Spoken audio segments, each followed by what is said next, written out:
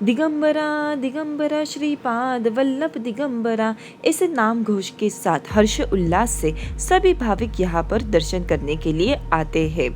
ये मंदिर कोल्हापुर में उपस्थित है। यहाँ पर श्री भगवान दत्तात्रेय ने अपने नरसिंह सरस्वती अवतार में श्री गुरु चरित्र के पाठ के संदर्भ में लगभग 12 वर्षों तक ध्यान किया था। यहाँ पर भक्तों को कोई भी मूर्ति या फिर चित्र दिखाई नहीं देगा। यहाँ पर है भगवान के पादुकाएं, जिसे दर्शन करने के लिए भाविक दूर दूर से यहाँ पर आते हैं।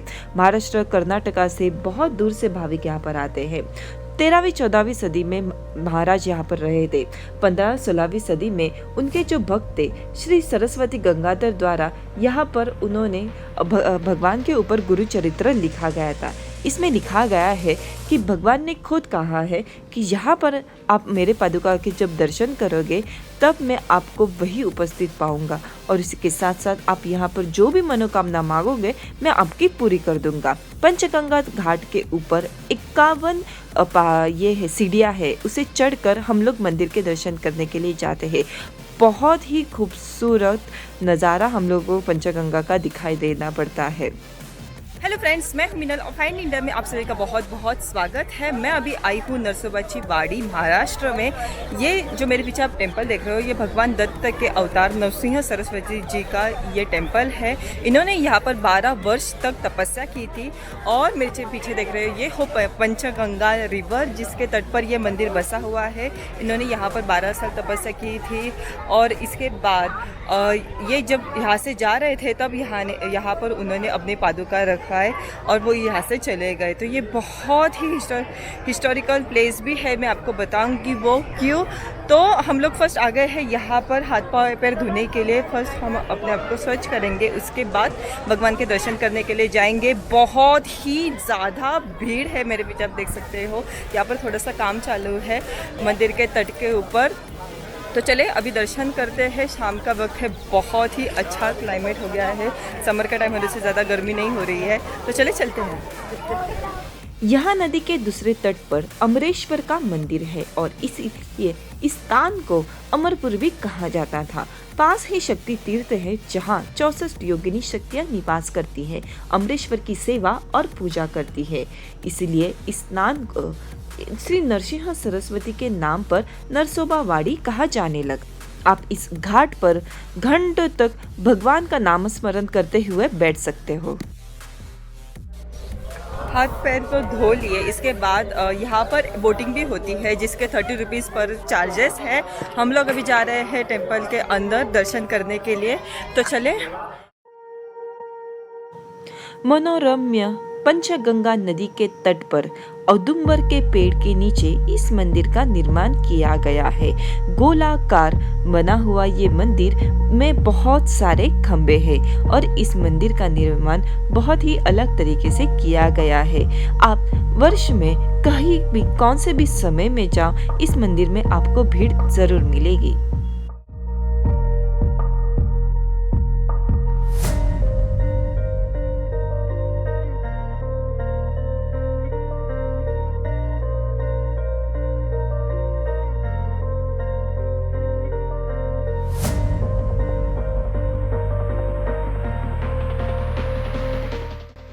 ये जो टेंपल है ये बीजापुर के आदिल शाह ने बनवाया था। हुआ यूँ था कि उनकी बेटी की आंखों की रोशनी नहीं थी, तो उन लोगों को किसी ने बताया था कि आप नरसिंहवाड़ी जाओ और वहाँ पर मन्नत मांगो।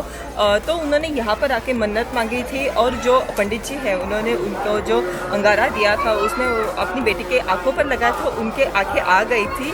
तो मन्नत पूरी होने की वजह से उन्होंने यहाँ पर टेंपल मंगवाया था। तो यहाँ पर जो भी आप मन्नत मांगते हो वो पूरी हो जाती है। और इसी के साथ साथ जो पंचगंगा नदी के तट पर ये जो टेंपल है, इतना खूबसूरत और नेचर ब्यूटी से भरा हुआ और शांत प्लेस है। और यहाँ के सुबह शाम पर आरती होती है, बाकी सब कुछ एक्टिविटीज़ भी होती रहती है। भगवान की काकड़ आरती सुबह की, ये सब कुछ भजन कीर्तन वो सब कुछ चला रहता है। रामनवमी, गुड़ी पाड़वा, ये सब जो फेस्टिवल्स होते हैं बहुत ज़ोर शोर से मनाए जाते हैं। इसी के साथ साथ यहाँ पर रहने की सुविधा भी है। आप भक्त निवास में रह सकते हो, जो 300 रुपये से स्टार्ट होता है, और अब अगर आपको होटल चाहिए तो 1000 रुपीज़ से स्टार्ट होता है। यहाँ पर पार्किंग की सुविधा है। आपको पूजा का कुछ भी सामान चाहिए होगा तो बाहर बहुत सारे मिलेगा। यहाँ पर फेमस है सातार के कंदील पेड़े।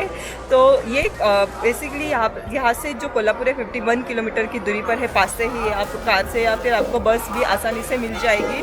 तो बहुत अच्छे से दर्शन हो गए, इजीली दर्शन हो गए। अभी आरती आपको सुनाई दे रही होगी, शाम की आरती शुरू हो गई है। तो मैं आरती अटेंड करने जा रही हूँ, मिलते हैं बाद में।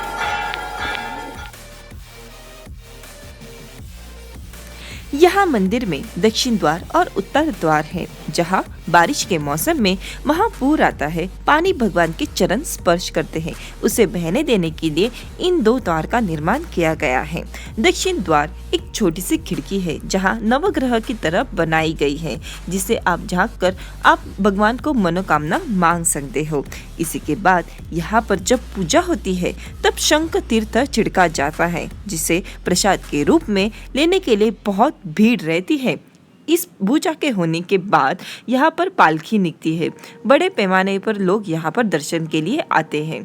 यहाँ पर हम लोगों को सुबह काकड़ आरती के साथ शुरुआत होती है और लास्ट सेजार आरती होती है। नरसोबा वाड़ी आप बाय रोड ट्रेन से आसानी से आ सकते हो। यहाँ पर आने के लिए आपको बहुत सी बसेस मिलेगी। यहाँ पर है फेमस कंदी पेड़े और बासुंदी। तब आप यहाँ पर आओगे तो इसे टेस्ट करना बिल्कुल भी ना भूलिएगा। इसी के साथ साथ हमारा नरसोबा वाड़ी का ट्रिप बहुत ही अच्छा हो गया था। और वीडियो को आखिर तक देखने के लिए बहुत बहुत धन्यवाद। Please like share and subscribe to my channel.